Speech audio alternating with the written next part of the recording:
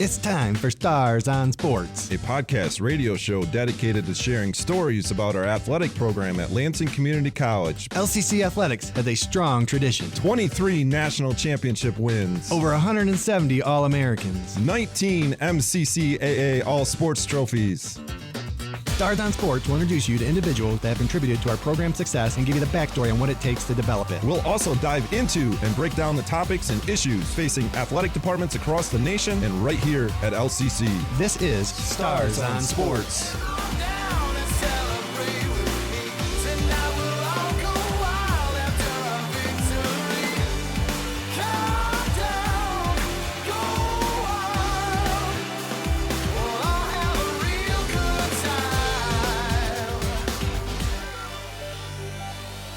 Hello and welcome to another episode of Stars on Sports. I am joined by our assistant AD and baseball coach, Stephen Cutter, and our producer, Dedalian Lowry. And today, Stephen, we're going to be talking about Ted Lasso. Excellent. You know, for a while here, Dedalian and I were trying to get you to watch the show, and I thought you were holding out on us. But I was. From our recent conversation, though, it sounds like you at least got the first season in. So I thought it'd be a good time to keep it light. And it's one of my all-time favorite shows, and I've seen all 3 seasons, and I'm hoping there's no spoiler alerts out there, but, you know, most people have watched it by now that are going to anyway. But I just think it hits home. I think it's a good show in the sense that it hits home in our world of educational athletics, but it also hits home to those people because there's just so many messages in it. And I have a sheet here of 10 Ted Lasso leadership lessons, but I'm not going to hit on those because it's been a while since I watched the first season. So I'm interested to hear from you a little bit because I thought the first season, you know, I could rank the seasons if you wanted me to, but rank them. Interested.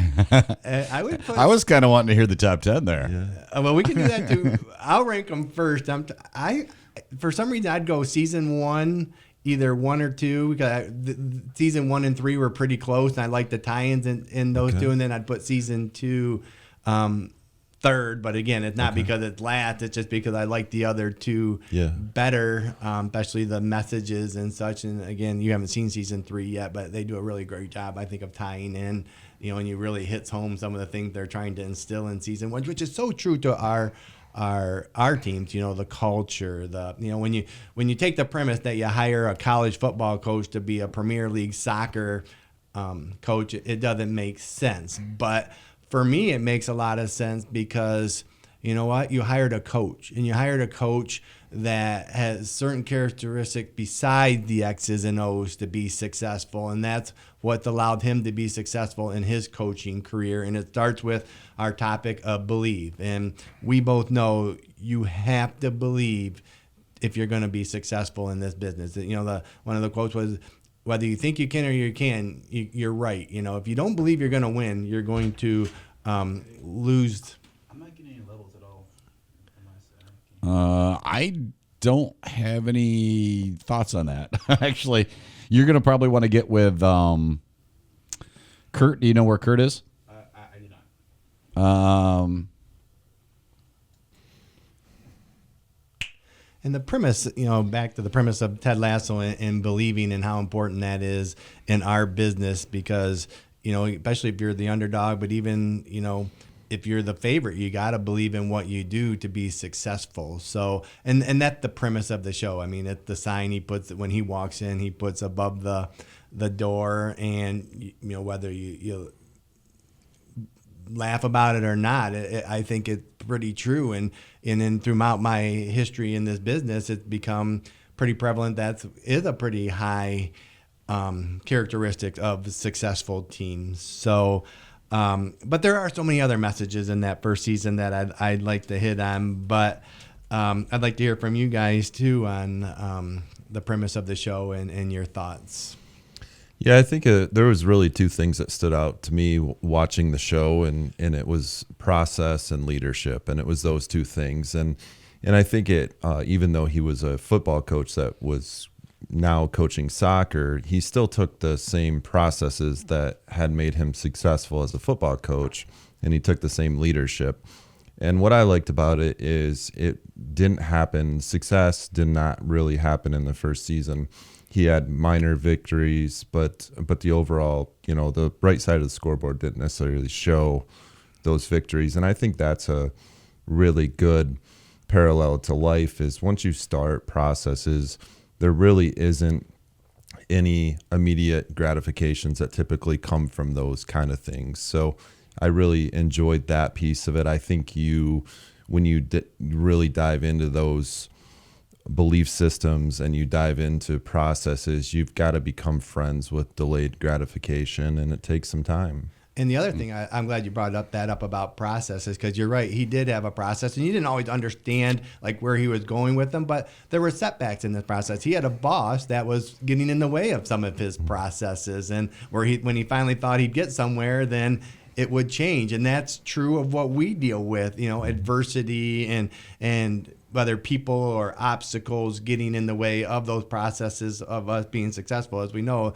the process to success isn't like this. It's, pretty bumpy. So I agree. We focused on the leadership of Ted Lasso, but, his processes there were pretty important too. And I thought the show did a nice job of trying to really cover them and do them in depth. But, he's such a positive guy. He works on relationships. I like the reporter in it, and how he tried, even with his boss, he brings her, what is it ever?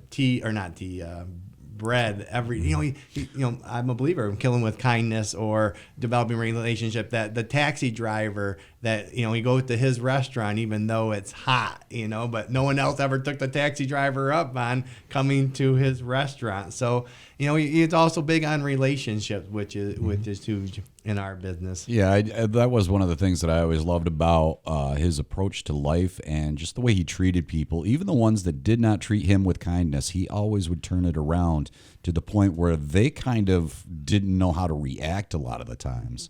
And I like that you mentioned the sign, because the sign itself, I don't want to say what it is. Should we say it or not? Yeah. All right, it said believe on it. And it was one of the very first things he did. And it actually became a character within the story in some ways. Because there's a point where, without giving away too much, where it brings the team together in a way you wouldn't expect. Yeah.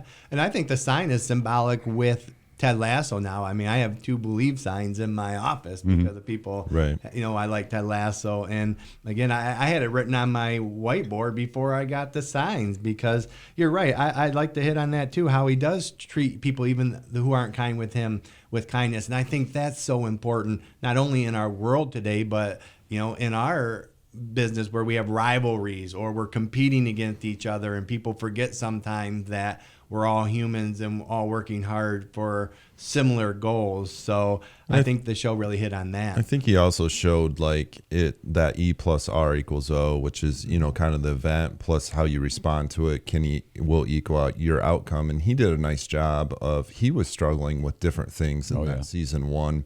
But then when he went and a part of the team that he was leading, he put all that behind him, and he just kept responding in really positive ways, no matter who believed in him or who didn't believe in him. And a lot of times, at least in season 1, the players didn't necessarily believe in what he was doing. They weren't behind it, but he just kept responding, and pretty soon you could see the tide turning.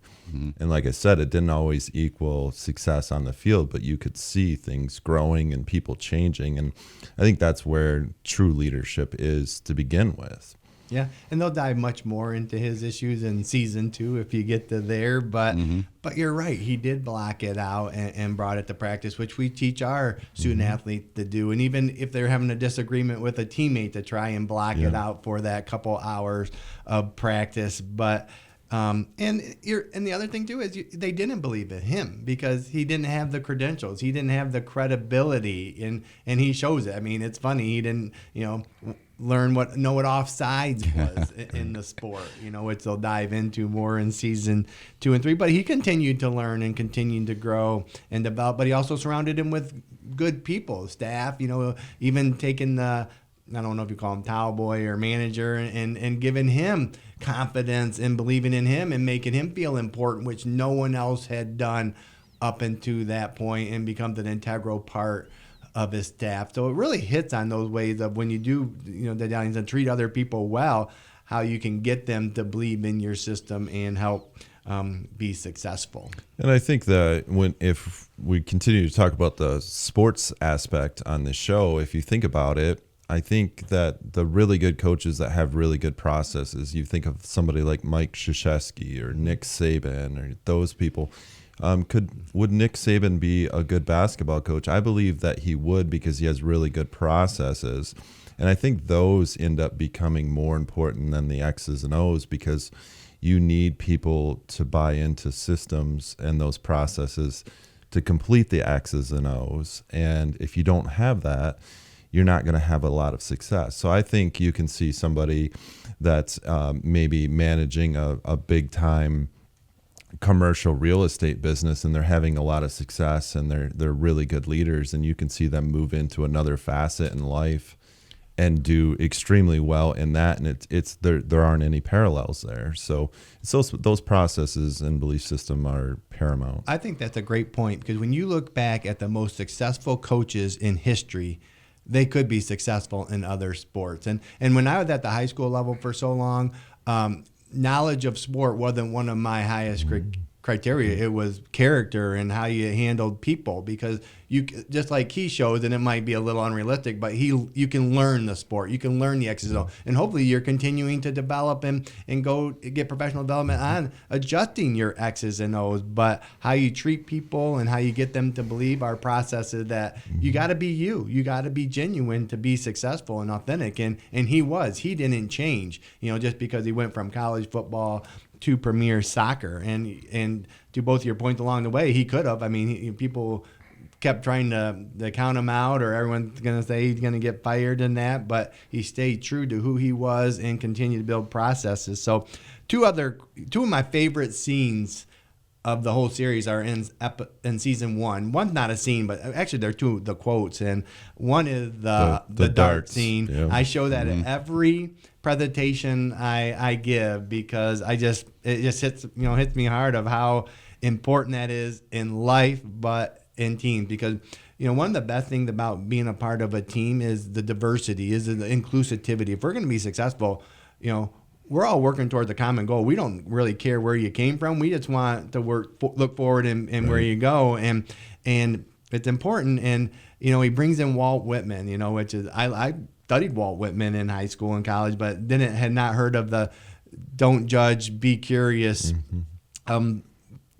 quote in the movie, and the dart scene of him against the previous owner. So I just love how that scene played out. And even your assistant coach Elijah, every time he emails me, he said barbecue sauce, which is what Ted said in that scene to hit the winning dart. So that's just one of my favorite. There's some other favorite all-time television scenes. Some of them come from my other favorite show, Cheers or Coach, but that's up there for me. And the motto I try and use to every student group I talk to about don't judge, be curious. And you and I talk a lot, like when we're driving down the highway and someone flies by us, we don't know what they could, be heading to the delivery table. They could be heading to the emergency room, but we're all quick to judge like they're a maniac driver, and just, so it's in so many facets of life that holds true. Don't judge a book by its cover, kind of a thing. I think it also plays into just asking questions. And if you're willing to ask questions, I think it really says that you're willing to learn.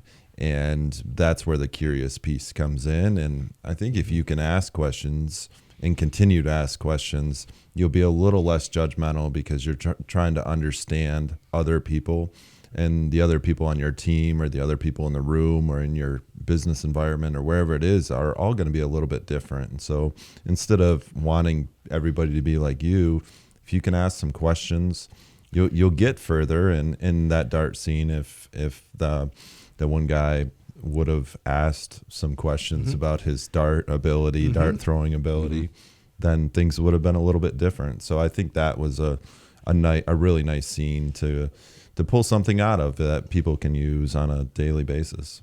And the other quick thing about that scene is judging a book by its cover. We're always quick to label people. Like, sure. I remember one of my favorite examples is this. I was in a strength and conditioning class in college, and the professor had the starting center stand up who was like 6'8", 300 pounds, and then a guy that looked like me, 6'2", 180, and he goes, "Who do you think knows more about strength and conditioning?" And everyone goes, "The 6'8" guy." And you go, "He's an art major. This guy's an exercise physiology major. I'd go to him if you wanted to really learn about strength and conditioning." But again, we just look and judge instead of asking questions like, "What's your background in this?" So that's why it's such a powerful scene to me. And again, one of my favorites, and I think it's a great message to try and share and teach student athletes that we come around, because they deal with it every day with their team, whether they have a bad day or whether they can, throw a long ball or catch or something, which most can at this level. But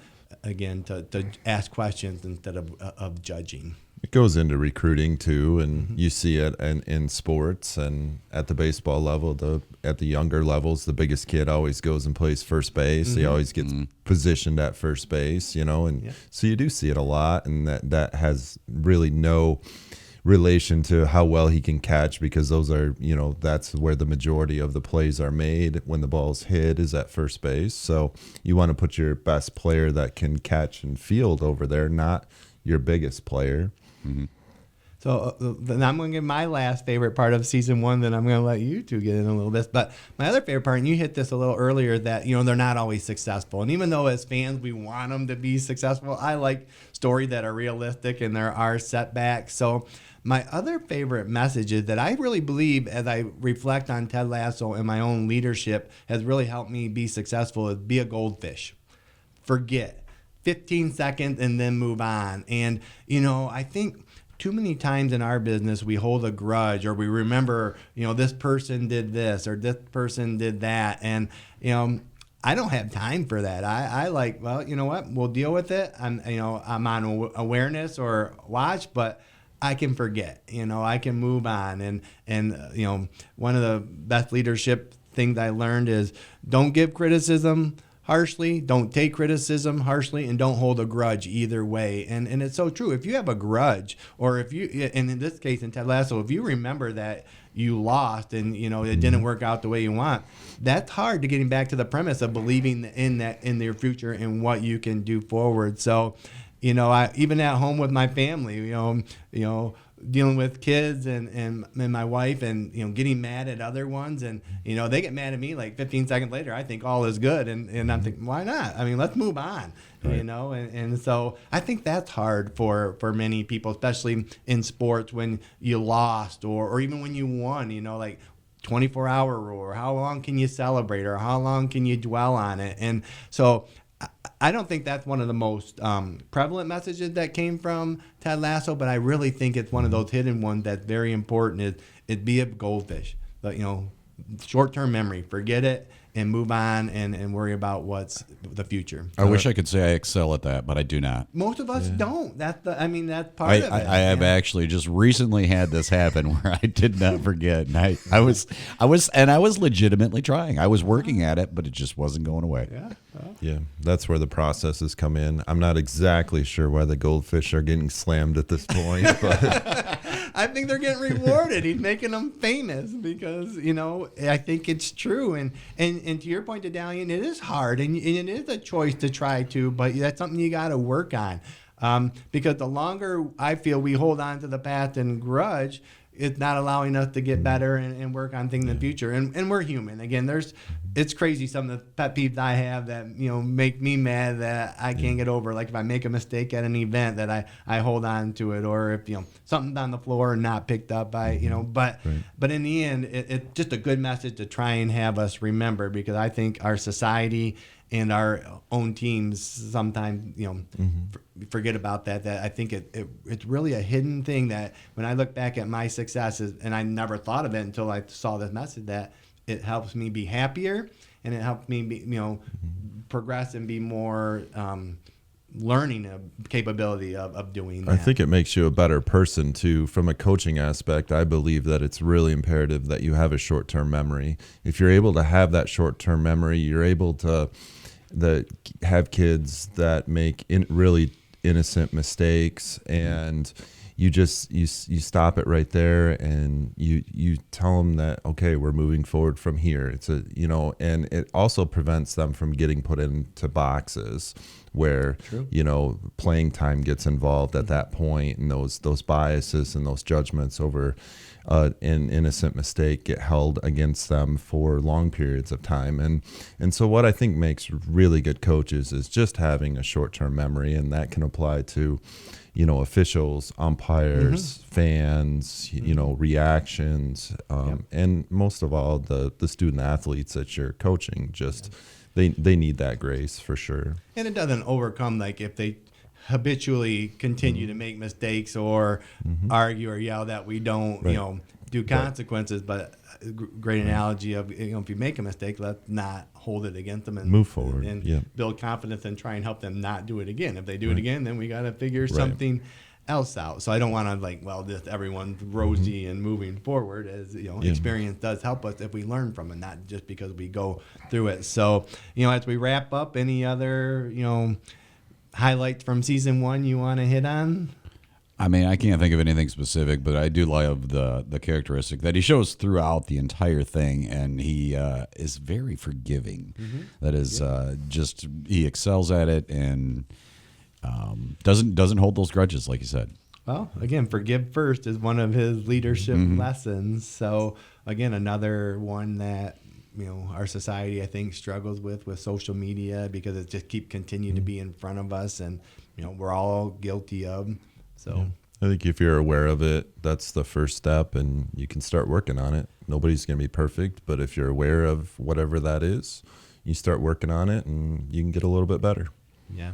And in the grand scheme of things, it comes down to me, positivity and happiness, and how those are choices, as we talked about, and how he tried to constantly demonstrate them. And as you see through the 3 seasons, he's not perfect, and it's not easy to do, and there's so many outside influences, and there's so many other characters we could hit on that I think this could obviously be something we come back and visit after, especially with you watching the other 2 seasons. And there was a point, and I don't remember the season because I kind of just watched it all in a flow, but I do remember a point where he had lost his cool a little bit, and it's because he was dealing with some outside forces that was in his personal life, where he has a troublesome player, and he really lays into him.